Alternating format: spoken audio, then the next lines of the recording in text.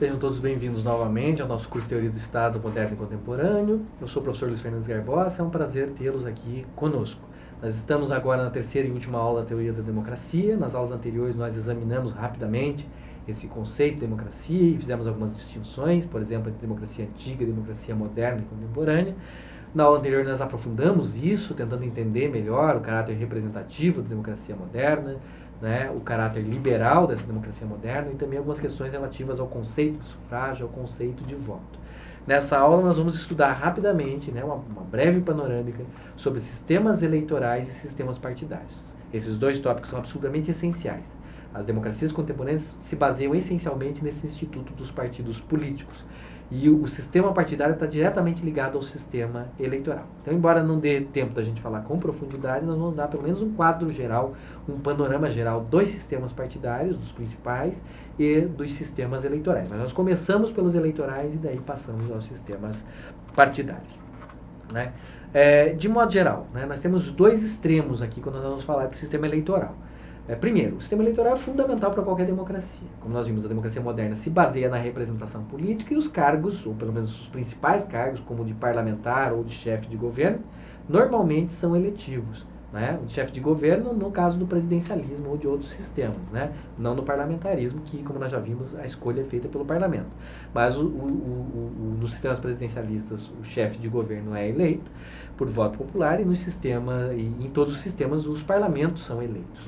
Então, o sistema eleitoral é muito importante porque ele vai afetar fortemente a composição e a característica desses órgãos representativos e ele também vai afetar a característica do sistema partidário. Então é importante compreender algumas coisas. Primeiro, nós temos aqui dois extremos, num espectro aqui, que a gente pode imaginar dos sistemas eleitorais. No extremo nós temos o sistema puramente majoritário, no outro extremo nós temos o sistema proporcional. Temos figuras intermediárias ou combinações, arranjos desses dois sistemas. Qual é a característica dos sistemas eleitorais ditos majoritários? São aqueles sistemas nos quais quem teve a maioria de votos, ainda que seja uma maioria relativa, ou seja, inferior a 50%, leva tudo. Nós vamos imaginar aqui uma eleição presidencial de um único turno.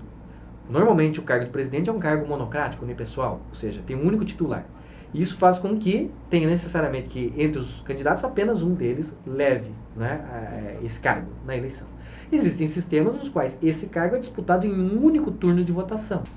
Então imaginem sistemas em que, imagine uma eleição em que nós temos 3 ou 4 candidatos.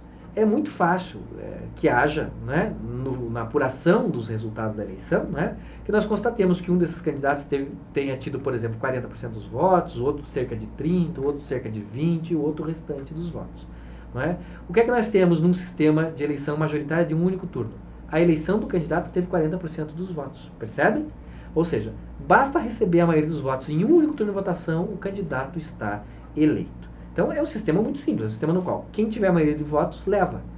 Ainda que essa maioria seja ínfima, ainda que às vezes essa maioria possa ser um único voto. E ainda que, como nesse exemplo, a maioria dos eleitores somados tenha votado em outro candidato. Nesse caso, 60% dos eleitores votaram nos outros candidatos, porque o candidato que teve mais votos teve apenas 40% dos votos. Mas é ele que vai receber, o mandato é ele que vai receber a representação política. Perceberam? Então existe um problema na legitimidade política também, porque tem menos legitimidade democrática um candidato eleito com uma pequena margem de vantagem sobre os outros, ou, no limite, um candidato que teve menos votos do que a soma dos votos dos outros. É por isso que em alguns sistemas a eleição majoritária é de 2 turnos. O Brasil adota isso por influência da Itália, por influência da Alemanha, por exemplo. É um sistema no qual existe um primeiro turno de votação. Se um dos candidatos obtiver a maioria absoluta de votos, a maioria absoluta é o primeiro número inteiro superior a 50%. Então, se um candidato obtiver essa maioria, mais de 50% dos votos, ele é eleito já em primeiro turno. Mas se nenhum dos candidatos tiver essa condição, haverá um segundo turno entre os 2 mais votados. O que é que visa esse sistema majoritário de 2 turnos? visa exatamente impedir que o candidato tenha uma margem muito pequena, o candidato eleito tenha uma margem muito pequena sobre o candidato vencido, o que pode significar uma menor legitimidade democrática desse candidato, ou impedir, no limite, que o candidato que teve menos votos seja eleito, como no exemplo em que a soma dos votos dos outros candidatos é maior do que a votação do primeiro candidato. Então tem sistemas que adotam, sistemas que adotam o sistema majoritário de um turno, tem sistemas que adotam o sistema majoritário de 2 turnos. Ainda são majoritários aqueles sistemas nos quais, embora quem ganha a maioria dos votos não leve tudo, leva a maior parte da representação. Por exemplo, em alguns sistemas, se um determinado partido ou coligação recebe 40% dos votos, ele não vai ter 40% das cadeiras, vai ter 60% ou algo assim. Perceberam? É desproporcional. Eu tive apenas 40% dos votos para o partido A, mas o partido A vai levar 60% das cadeiras no parlamento. E assim vai. O que esses sistemas pretendem sendo desproporcionais? Por isso majoritários. Quem tem maioria de votos ganha mais cadeiras, mais representação, desproporcionalmente maior do que os demais. O que se pretende com isso? Favorecer a formação de uma maioria no parlamento. Normalmente em sistemas parlamentaristas, o sistema eleitoral é majoritário. Exatamente para que seja fácil a formação de uma maioria no parlamento e, portanto, seja mais fácil a composição de um governo estável para que o governo não fique sofrendo voto de censura ou moção de desconfiança o tempo todo e não fique caindo o gabinete o tempo todo. Perceberam? Então existe uma combinação aqui também. Então, quando se trata de órgãos unipessoais, o sistema eleitoral é majoritário. Quando se trata de órgãos colegiados, como os parlamentos, que têm várias cadeiras, 500 assentos, 600, 700 assentos conforme o Estado, nós temos aqui um sistema que pode ser majoritário, em alguns casos, no qual não é simples assim, o partido que tem a maioria dos votos leva todas as cadeiras. Não é assim.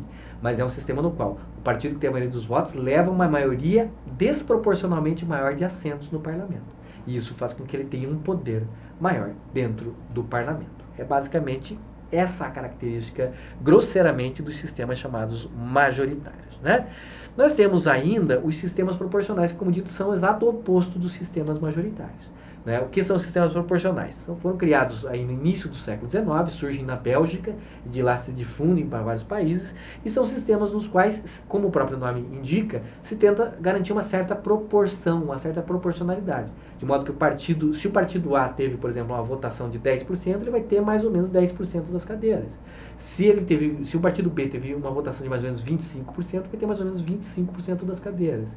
Se o partido C teve uma votação de 30%, vai ter 30% das cadeiras. Isso aproximadamente, porque não é tão simples assim fazer essa correspondência. Então é um sistema que tenta fazer com que a força eleitoral do partido se traduza mais ou menos, de maneira mais ou menos fiel, em termos de mandatos no órgão legislativo, principalmente. A primeira observação: órgãos unipessoais ou monocráticos não podem ser eleitos pelo sistema proporcional, como é evidente. Né? Não tem como, se o candidato a presidente A recebeu 30% dos votos e o outro 70%, não tem como você combinar esse resultado. Só um deles vai ser presidente porque o cargo é unipessoal, o cargo é monocrático. Então, esse sistema proporcional só é possível para órgãos colegiados. Não é possível para órgãos unipessoais. Aí sim eu consigo, mais ou menos, estabelecer que 30% da representação vai para quem teve mais ou menos 30% dos votos, 20% da representação para quem teve mais ou menos 20% dos votos e assim sucessivamente. Tem vários sistemas para fazer essa proporcionalidade. Quociente eleitoral, quociente fixo, não dá tempo da gente examinar isso aqui. Remeto os senhores para o livro, porque lá vocês vão conseguir ter uma visão dessas variantes do sistema proporcional. Existem vários problemas também. Existe uma minoria de votos que é desperdiçada, aqueles votos que não chegam a perfazer um quociente eleitoral, tem uma série de questões. Esse sistema aqui também impacta na composição do órgão legislativo e impacta na composição do sistema partidário.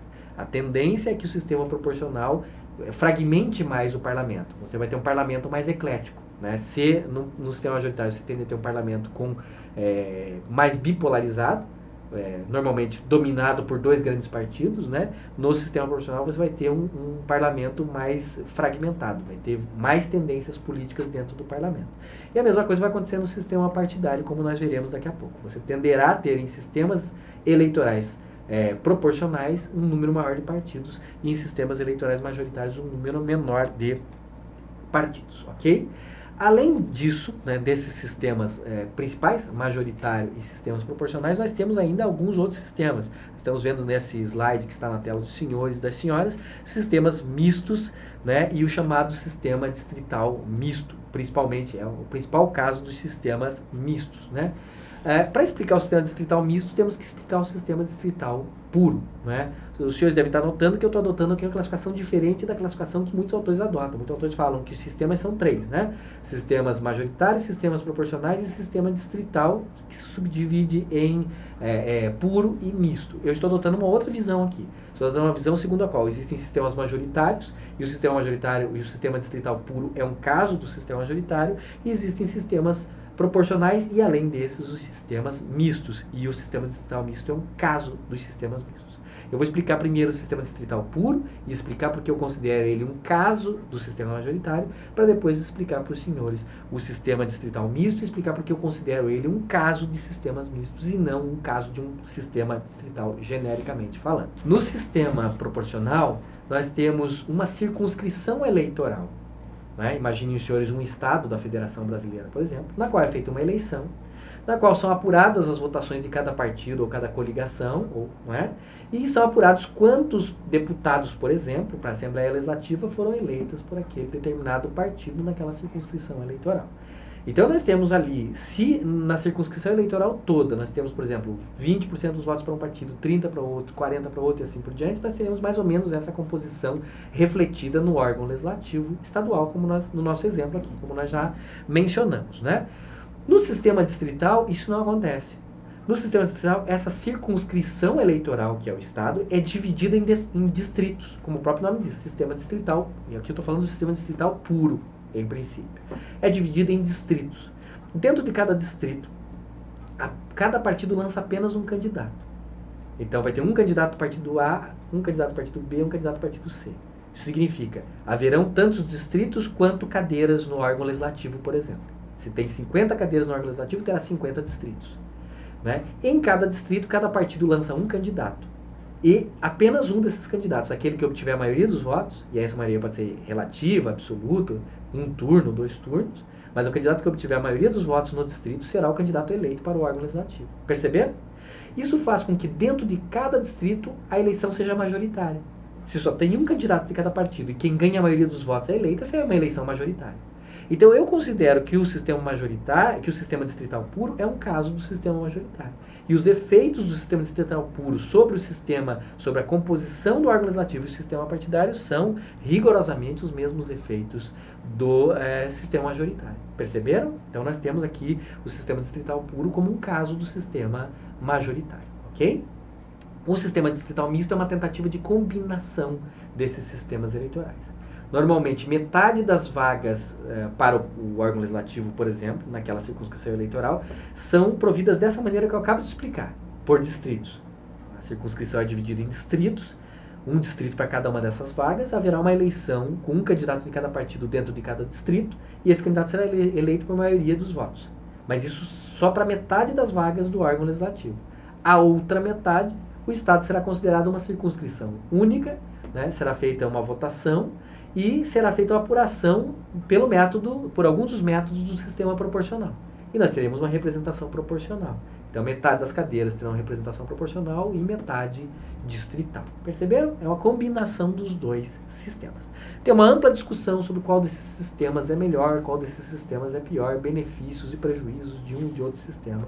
Né? Não há tempo da gente discutir isso aqui. Ambos têm pontos positivos, todos eles têm pontos positivos e pontos negativos. Nós encontramos esses casos mais clássicos de sistema majoritário nos Estados Unidos, na Inglaterra, na Nova Zelândia, por exemplo. Né? Nós temos vertentes, né, ou versões do sistema distrital na França, na Alemanha, em outros sistemas, né, sistema proporcional na Bélgica, no Brasil, em vários países. Não é possível aqui, no nosso limite de tempo, fazer amplas digressões sobre isso. Ok? Então nós deixamos por aqui esse tópico. Falta apenas fazer uma breve menção aos sistemas partidários. É possível, nós temos vários arranjos partidários, né? E isso redunda em diferentes sistemas partidários. Grosseiramente aqui nós vamos falar em 3 sistemas. Sistemas pluripartidários, sistemas bipartidários e sistemas de partido único. Onde nós temos sistemas de partido único, começando de trás para frente? Normalmente em sistemas autocráticos, em ditaduras ou regimes autoritários. Nesses regimes, normalmente existe um partido único que representa a única doutrina política permitida naquela sociedade. O caso clássico são os partidos comunistas nos regimes socialistas, né, sovietizados. Tem um único partido, os outros partidos são proibidos. Né? Esses são casos mais raros hoje, mas onde tem sistema sovietizado, normalmente tem regime de partido único. Esse é o único sistema partidário no qual é proibida a criação de outros partidos políticos. Só existe um partido que representa a ideologia oficial. O mais comum são os sistemas bipartidários ou pluripartidários. Em ambos, tanto nos sistemas bipartidários quanto nos pluripartidários, há vários partidos políticos. Pode ser meia dúzia, 8, 10 ou até mais, 20, em casos extremos como o brasileiro, 30 partidos políticos. Né? Vários partidos políticos. A diferença é que no sistema bipartidário, 2 são mais importantes. Tem vários partidos, mas 2 são maiores. Os 2 são mais importantes são os partidos que têm condições de disputar as principais eleições, como por exemplo eleições para o Congresso Nacional e eleições presidenciais, com chance. Os outros partidos são menos importantes. É o caso dos Estados Unidos, é o caso da Inglaterra, por exemplo. Né? Os sistemas pluripartidários são sistemas nos quais existem alguns partidos maiores, vários partidos médios e muitos partidos pequenos. São os partidos que predominam em vários países e entre eles no Brasil. Né? Como se formam esses partidos políticos? Não é pela proibição do número de partidos, é pelo sistema eleitoral. A melhor evidência é que o sistema eleitoral proporcional tende a induzir a um pluripartidarismo. E o sistema eleitoral majoritário ou distrital puro tende a induzir a um bipartidarismo, a formação de 2 partidos mais importantes. Ok? Essa é a explicação mais plausível, mas existem outras. Essa estrutura partidária vai ser importante para várias questões. Por exemplo, o sistema bipartidário é melhor para o parlamentarismo, porque favorece a formação de uma maioria homogênea no parlamento e cria estabilidade. Normalmente o parlamentarismo não funciona bem com sistemas pluripartidários. Ok? Mas são temas muito complexos que extrapolam o nosso tempo aqui. Então, por hoje é isso. Nós retornamos na próxima aula com a continuidade do nosso curso. Obrigado pela atenção e bons estudos a todos.